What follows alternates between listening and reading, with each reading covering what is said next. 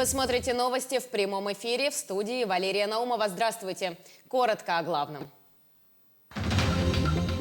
Глава Минвостокразвития продолжает работать в республике. Ученые СВФУ продемонстрировали министру свои разработки. Стоп-ковид. Стартовал второй этап марафона прививок. Кому достанутся 100 тысяч рублей. Сердце культурного и духовного развития. В Намцах ведется строительство Дворца детства. В чем будет его уникальность? Федеральный центр поддержит проекты ТОР «Якутия». В рамках реализации уже заключили 27 соглашений об осуществлении деятельности. А общий объем инвестиций превышает 12 миллиардов рублей. В планах создания более 1500 рабочих мест. Глава Минвостокразвития Алексей Чекунков посетил нескольких резидентов и оценил их преимущества. Проекты резидентов направлены на развитие местного производства в сферах строительства, ЖКХ и сельского хозяйства. Это огромное и сложное дело – создавать новый бизнес, новое производство, платить людям зарплату. Это огромная ответственность, бороться за рынки.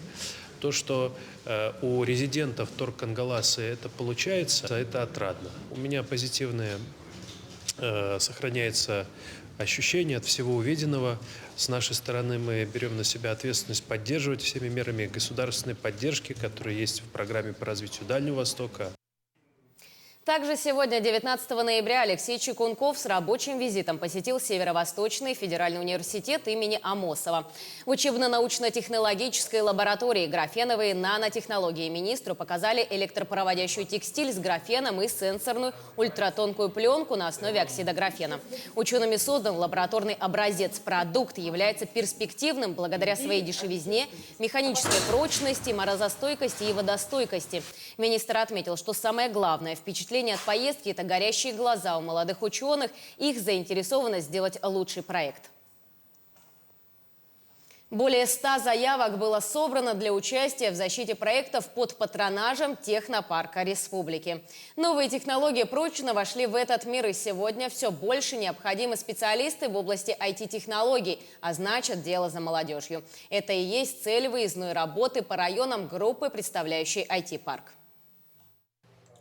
IT-парк в Алекминске. Понятно, что масштабы скромнее, тем не менее, это уникальная возможность попробовать свои силы. Наша миссия – подготовить новую молодежь, которые будут готовы создавать продукты, цифровые продукты. Да? Мы понимаем, что у нас в республике созданы все необходимые условия. Есть инновационная экосистема, которая позволяет уже начинающим компаниям создавать продукты.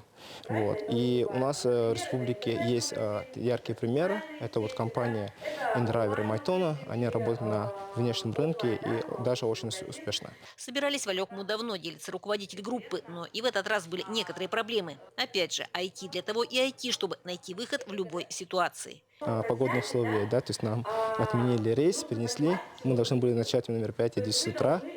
Но получилось, что мы удаленно подключились с аэропорта, да, и начали нашу работу, да.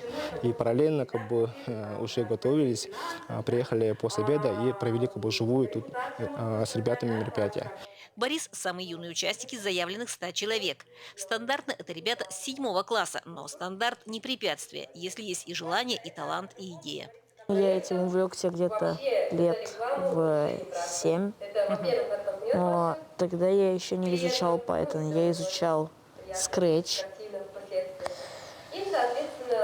Затем прошло немного времени, я начал находить другие аналоги Scratch. И вот все-таки дело где-то к моему десятилетию дошло до питона. И он меня заинтриговал, потому что это довольно-таки простой язык, но при этом он универсальный. Я начал смотреть туториалы. Учитывая юный возраст нашего спикера, сложно предсказать точный итог интереса. Но уже сейчас понятно, мы еще обязательно услышим о Борисе. И не раз. На Scratch уже сделал одну игру математическую, где вы играете за кота, и вы должны обогнать собаку при помощи математических примеров. Честно говоря, я сам в этой игре никогда не побеждал. Сложновато получилось. Сложновато получилось. Елена Фаст, Максим Копылов, Алекминск. Сегодня в Имейконском районе стартовал второй этап марафона прививок «Стоп ковид». Администрация Улуса решила повторить розыгрыш денежных призов среди жителей района, прошедших полный курс вакцинации в период с 19 ноября по 15 декабря. К слову, среди участников первого этапа денежные призы выиграли 10 человек. А главный приз – 100 тысяч рублей достался Константину Кривошапкину, кочегару села Берег-Юрде. В целом хочется отметить, что темпы вакцинации в районе проходят неплохо. На сегодняшний день у нас вакцинировано 70% взрослого населения, что составляет 4210 человек. Но для того, чтобы достичь уровня коллективного иммунитета, нам все-таки нужно добиться 80% отметки. И с этой целью мы проводим дополнительные этапы акции. Денежный приз обозначен, главный 100 тысяч рублей. И мы надеемся, что все-таки этими мерами мы добьемся отступления болезни с территории нашего района. Завершился 7-й национальный конгресс «Экология и здоровье человека» на Севере. Очно-заочно прошла межрегиональная научно-практическая конференция. На мероприятии выступили эксперты, руководители Минздрава, Роспотребнадзора, Росздравнадзора и ведущих медицинских организаций Якутска. Обсуждены актуальные вопросы организации качественной и безопасной медицинской помощи, государственного контроля, массовой вакцинации, внедрения современной логистики и маршрутизации движений пациентов и другие вопросы здравоохранения. Прошло более 50 научно-практических мероприятий для всех работников здравоохранения, а участие приняло более 1500 человек. В Тампонском районе в рамках профилактического месячника на водных объектах в зимний период сотрудники ГИМС и ГИБДД провели рейд по безопасности на льду. Несколько движений ледобором и прорыта лунка. Специальной линейкой сотрудники ГИМС измеряют толщину льда реки Алдан.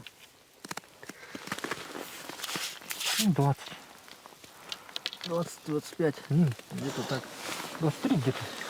В этом году практически до 10 ноября стояла теплая погода. Река у поселка Хандыга встала позже, чем обычно.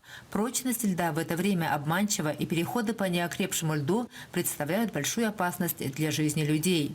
С 1 ноября на территории Якутии идет месячник безопасности на водных объектах в зимний период, в рамках которого проводятся профилактические мероприятия совместно с сотрудниками ГИБДД, административной комиссии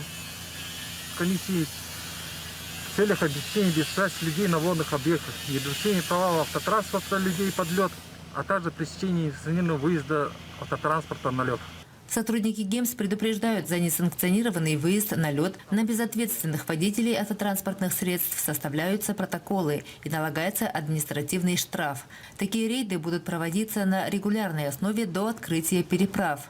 Ледовый автозимник для машин грузоподъемностью до 3 тонн через реку Алдан-Хандыга-Мигин-Алдан на 365-м километре федеральной трассы Р-504 Колыма планируют открыть с 5 декабря. Мария Винокурова, Хандыга, Тампонский район. В селе Намцы на средства алмазодобывающей компании «Алроса» ведется строительство уникального дворца культуры и духовного развития. Новый трехэтажный объект должен стать эпицентром культурного и духовного развития творческой жизни всего Улуса. Первая свая культурного объекта была установлена в 2020 году в День Республики. Проект реализуется по поручению главы Якутии Айсена Николаева и финансируется целевым фондом будущих поколений Якутии за счет средств «Алроса», общая сумма которого составляет 422 миллиона рублей.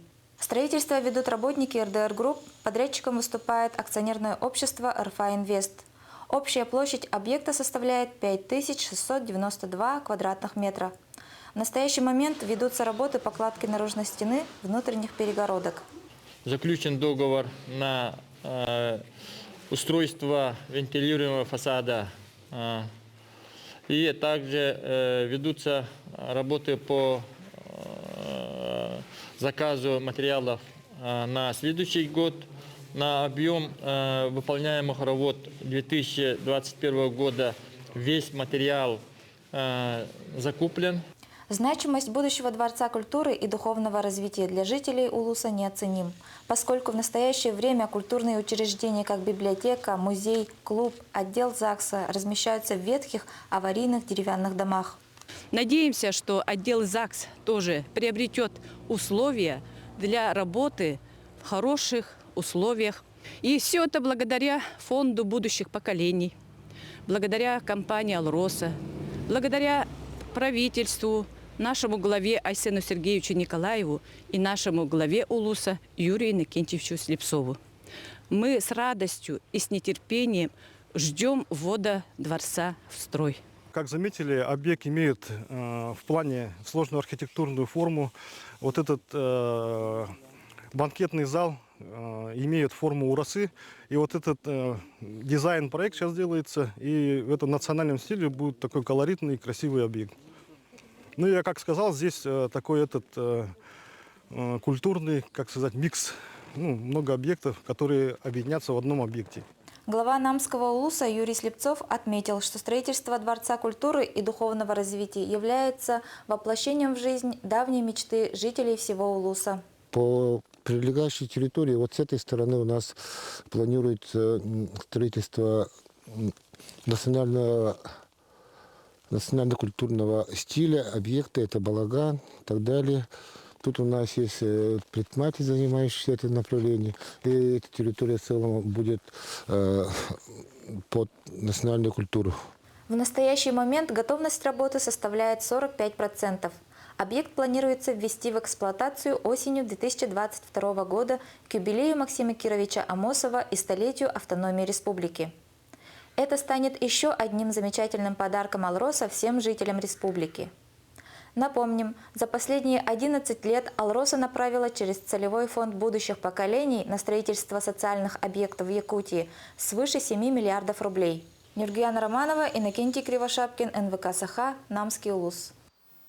Сегодня стартовала республиканская выставка анималистического искусства «Живая Арктика». В экспозиции представлены живописные полотна, графика и декоративно-прикладное искусство.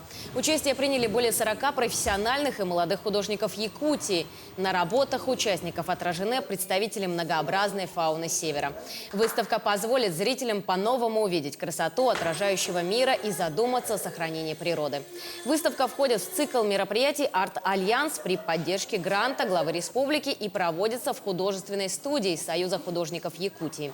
Посмотреть произведение можно до 5 декабря с 10 до 16 часов. К этой минуте у меня все. До новых встреч в эфире.